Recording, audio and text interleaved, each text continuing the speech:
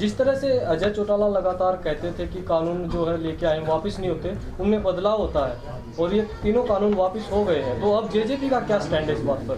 जननायक जनता party किसानों के हित की पार्टी रही है और जो कृषि कानून लाए गए थे वो जो जैसा कि हमारे प्रधानमंत्री जी ने भी कहा कि वो फायदे के लिए लाए गए थे, लेकिन वो जो बात थी वो या तो समझा नहीं सके या कोई समझाने में कुछ फ़र्क रह गया, तो उस वजह से उन्होंने वो कानून वापस लिए हैं। हमारी जो 9 तारीख की जो जजर में हमारी जननायक जनता पार्टी का जो स्थापना दिवस मनाया जा रहा है, उसकी निमंत्रण देने के लिए आज हम आए हैं।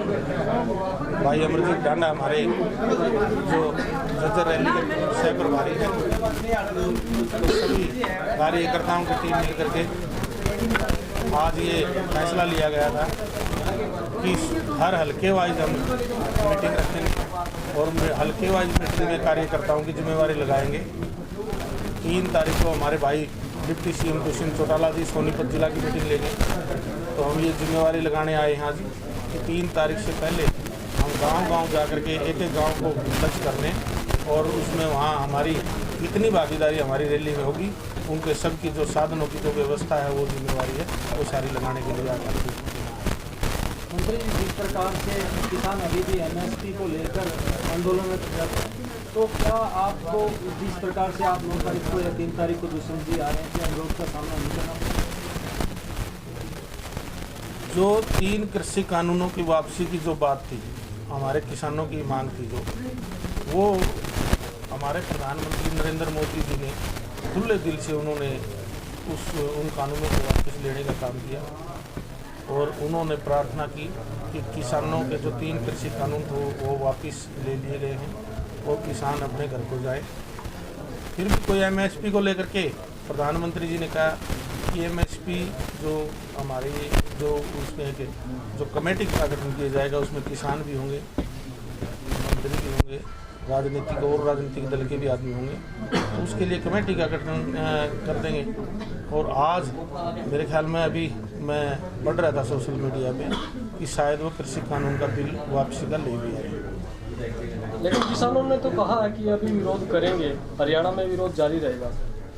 किसानों ने वो विरोध करेंगे तो किसानों से पूछो अब क्या रहेगा। जब बात हमारी 3 कृषि कानूनों की थी वापसी की, वो बिल वापसी हो गए, अब वो तो किसानों से पूछो अब क्यों विरोध कर रहे हैं। जिस तरह से अजय चौटाला लगातार कहते थे कि कानून जो है लेके आए वापस नहीं होते, उनमें बदलाव होता है और ये तीनों कानून वापस हो गए हैं, तो अब जेजेपी का क्या स्टैंड है इस बात पर? जननायक जनता पार्टी किसानों के हित की पार्टी रही है और जो कृषि कानून लाए गए थे वो जो जैसा कि हमारे प्रधानमंत्री जी ने भी कहा कि वो फायदे के लिए लाए गए थे, लेकिन वो जो बात थी वो या तो समझा नहीं सके या कोई समझाने में कुछ फ़र्क रह गया, तो उस वजह से उन्होंने वो कानून वापस लिए हैं।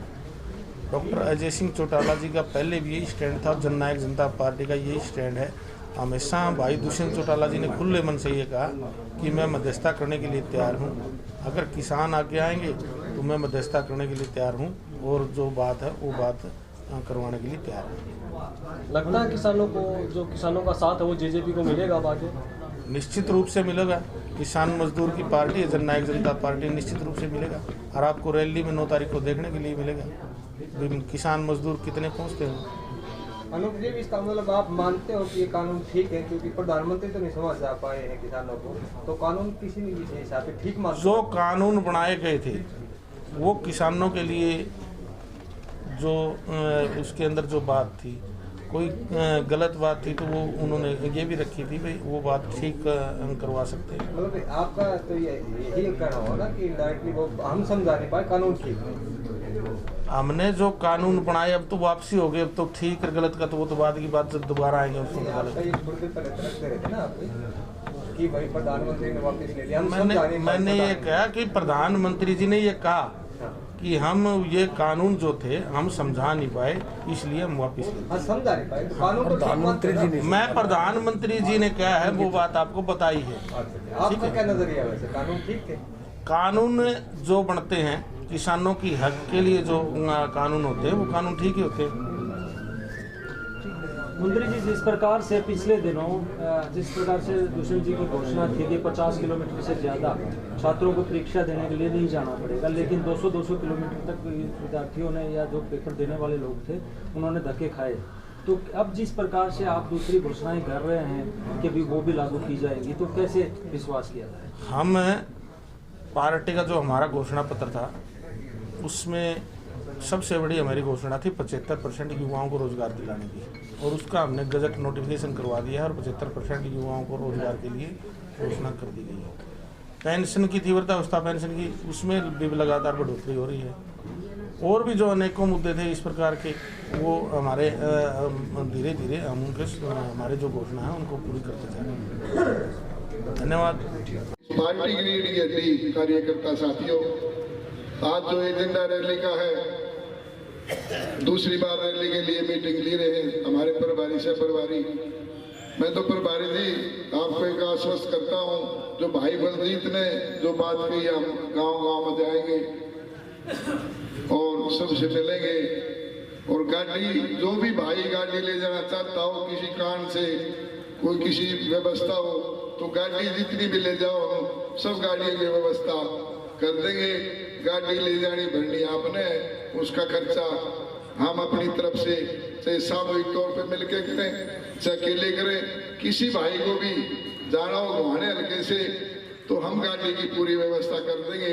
उसने ये बताना भाई इतने पैसे लगे हैं, उसका पूरे मान सम्मान से उसका पूरा वो करेंगे। इन्हीं बातों के साथ